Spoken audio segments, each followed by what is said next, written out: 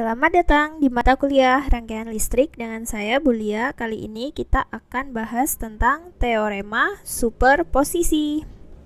Nah, kali ini kita akan fokus ke teorema superposisi. Di sini ada tiga keadaan: closed circuit, open circuit, dan short circuit. Nah, yang pertama closed circuit itu artinya kamu punya sumber tegangan terhubung ke sebuah beban. Di sini lampu, keadaannya rangkaiannya tertutup. Jadi di sini pasti ada aliran arus sehingga lampunya nyala. Nah, keadaan kedua adalah open circuit. Jika kamu punya sumber tegangan terhubung ke sebuah lampu, tapi di sini kayak semacam saklarnya masih off. Nah, kalau saklarnya off, otomatis tidak ada aliran arus di sini. Kalau gitu berarti lampunya pasti mati ya, off. Nah, rangkaian ini setara dengan rangkaian ekivalen yang di sebelahnya. Jadi lampu diganti resistor, sumber tegangan diganti ini ya. Nah, terakhir adalah short circuit. Nah, di sini berarti kamu cuman ada baterai, ya kan? Baterai dengan rangkaiannya tanpa ada beban. Berarti di sini ada arus tapi sangat tinggi. Nah, keadaan ini nanti yang akan kita pakai di teorema superposisi. Nah, terutama adalah ketika kita ketemu dengan sumber arus dan sumber tegangan. Sumber arus di sini nanti ketika ketemu sumber arus kita harus buat dia jadi keadaannya open circuit. Logikanya gini, kalau open circuit kamu punya jalan tol, di sini tiba-tiba ada jembatan roboh. Nah, otomatis kamu apa yang terjadi? Tidak bisa jalan. Artinya di situ R-nya tak hingga. Kalau ada jembatan roboh, kamu sebagai manusia yang mau melewati jalan tidak bisa jalan, berarti di situ tidak ada aliran.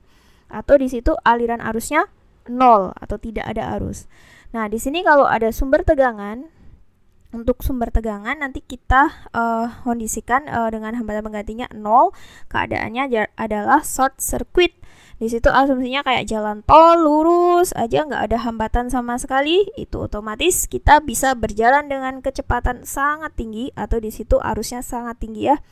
Ini juga ada baik buruknya. Kalau arusnya terlalu tinggi, biasanya kalau di baterai itu juga tidak terlalu bagus ya. Berarti ini biasanya kita pasang fuse gitu kalau di baterai ya.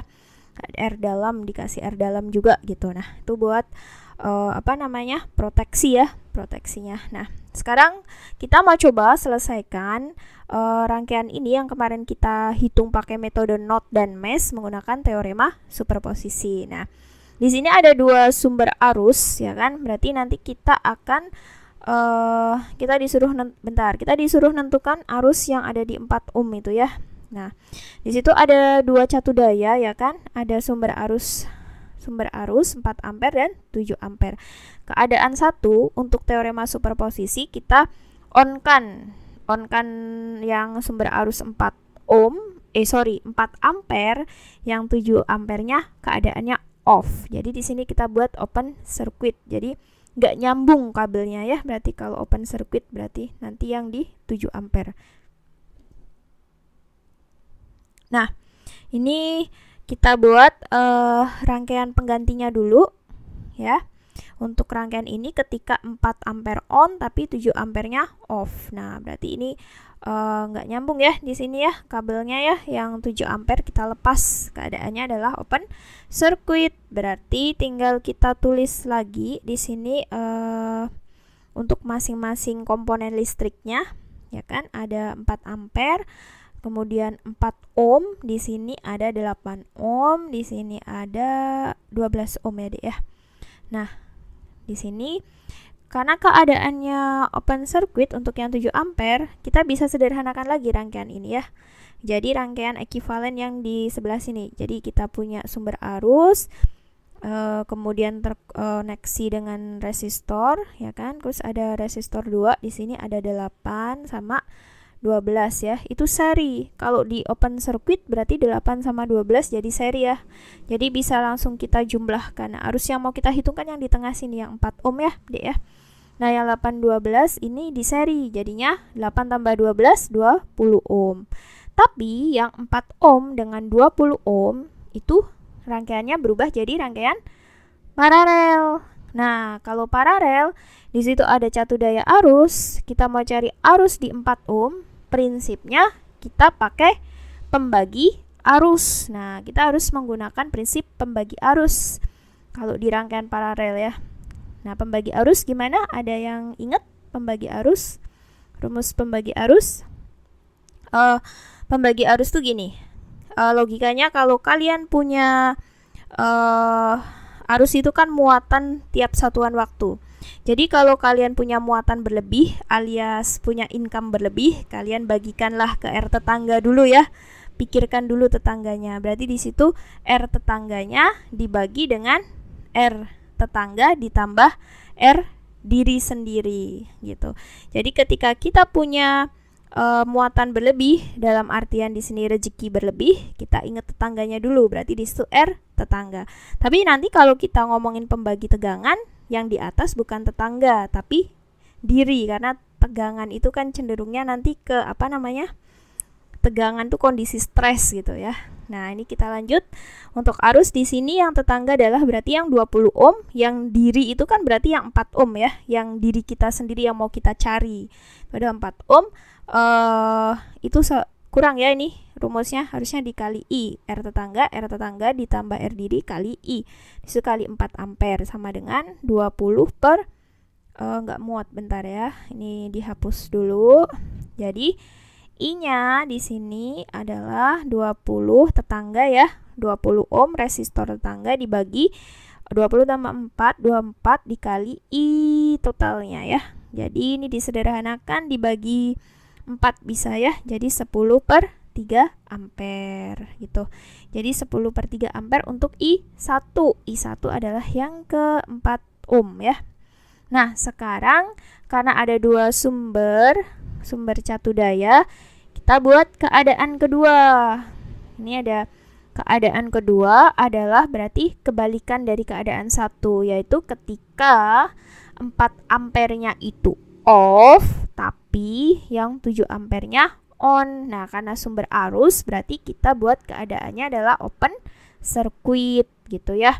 Nah, kalau open circuit berarti yang 4 ampere kita buat sekarang rangkaian ekivalennya ketika 4 ampernya open circuit ya. Nah, jadi di sini ada open circuit 4 ampere, kemudian resistor 4 ohm. Kemudian yang di atas ada 7 ampere ya. Nah, kita masukkan angkanya dulu. 4 ohm, 12 ohm, kemudian di sini ada 8 ohm, 7 ampere. Nah, oke. Untuk keadaan kedua ya, ini 4 ohm. 4 ohm ini sama 12 ohm. Karena di kirinya itu adalah open circuit, berarti ini di seri ya, 4 ohm sama 12 ohm. Berarti bisa ekivalenkan lagi kita. Jadi rangkaiannya seperti ini ya. Kita sederhanakan jadi seperti ini, yang 4 sama 12 kita seri ya. 4 tambah 12 berapa? 16. Jadi di sini kita seri, jadi 16 ohm. Sedangkan yang di atas tetap ya 8 ohm. Ininya sumbernya tetap 7 ampere. Nah, kita cari arus. Arusnya tetap sama yang di 4 ohm, cuman di sini keadaan open circuit. Nah, untuk keadaan 2 kita labeli arusnya adalah I2. Itu 2 di situ maksudnya adalah keadaan 2. Nah, kita mau cari arus di sini. Nah, gimana caranya buat cari arus di sini? Sekarang 8 sama 16 jadi paralel sama ini. Berarti kita langsung aja pakai prinsip pembagi arus. R tetangga dibagi R tetangga plus R diri dikali I totalnya. Nah, ini kurang ya rumusnya, di bagian kanan harus dikali I total. Tapi ini tadi hitungannya udah oke ya. Oke, di sini berarti I2 sama dengan gimana? R tetangganya berarti yang siapa? Untuk yang jadi tetangga. Kalau yang dicari yang di sini berarti tetangganya adalah yang 8 ohm dibagi dengan 16 plus 8 dikali, oh bentar, ini tidak muat ya Dek ya. Kita pindah ke sisi sisi kiri ya. Kita tuliskan di sisi kiri sini ya, karena nggak muat. Oke, berarti di sini I-nya adalah I2-nya adalah 8 ampere 8 ditambah 16 dikali.